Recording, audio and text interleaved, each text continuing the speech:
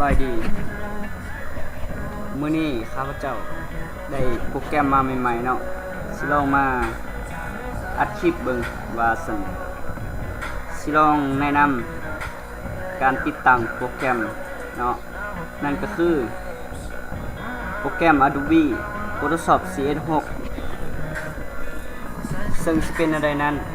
เชิญติดตามเลยเนาะก่อนอื่นหมดขอแนะนำให้ทานเข้าไปที่ไฟล์ติดตั้งโปรแกรมเนาะซึ่งข้าพเจ้าได้อัปโหลดมาแล้วนั่นนี่เข้าไปเลยเข้าไปก่อนจะติดตั้งโปรแกรมข้าพเจ้าขอให้แนะนำเข้าไปที่ซีเรียลเนาะซีเรียลนี่คือซีเรียลของโปรแกรม select all ภาษีเอามาเลยคลิกขวาเนาะ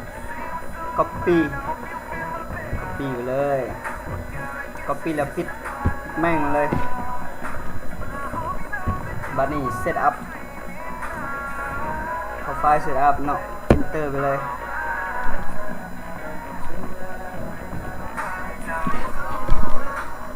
ฮอตนี่แยกเนาะ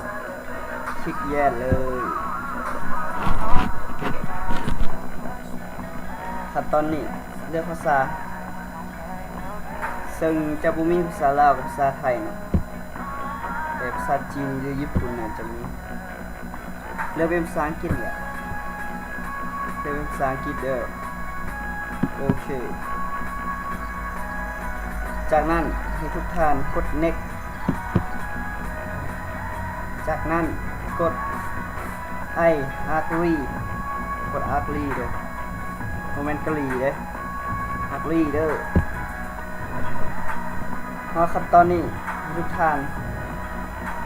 วางซีเรียลที่เราก๊อปมาก่อนหน้านี้แล้วนั่นขวาเนาะ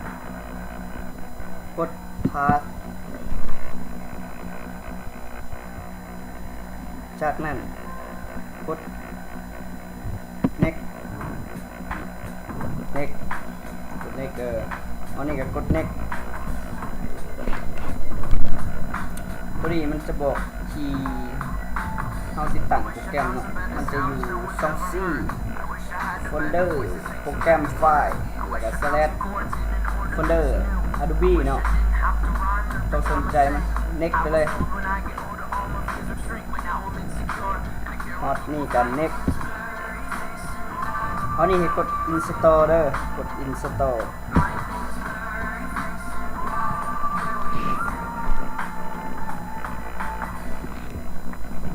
กรุณารอท่าเนาะอาจจะโดนหน่อยนึง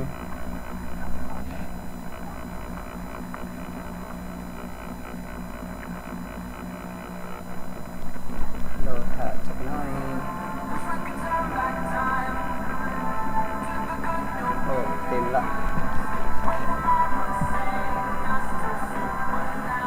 ฮอตนี่ก็กด finish คือว่าติดตั้งโปรแกรมสำเร็จแล้วเนาะนี่คือหน้าตาของโปรแกรม Photoshop CS6 เราไปดูกันเลยมาฮอนี่การแนะนำการติดตั้งโปรแกรม Adobe Photoshop CS6 ก็ได้สิ้นสุดลงเพียงเท่านี้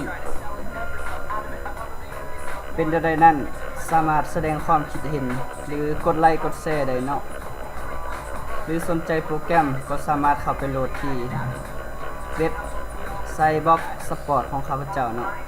และสิทิมลิงก์ไว้อยู่ข้างลุ่มนี้ให้ฝากติดตามเด้อขอขอบใจที่รับชมคลิปจนจบเนาะมื้อนี้ข้าพเจ้าสุวรรณทองมีผมมาขอลาไปก่อนสบายดี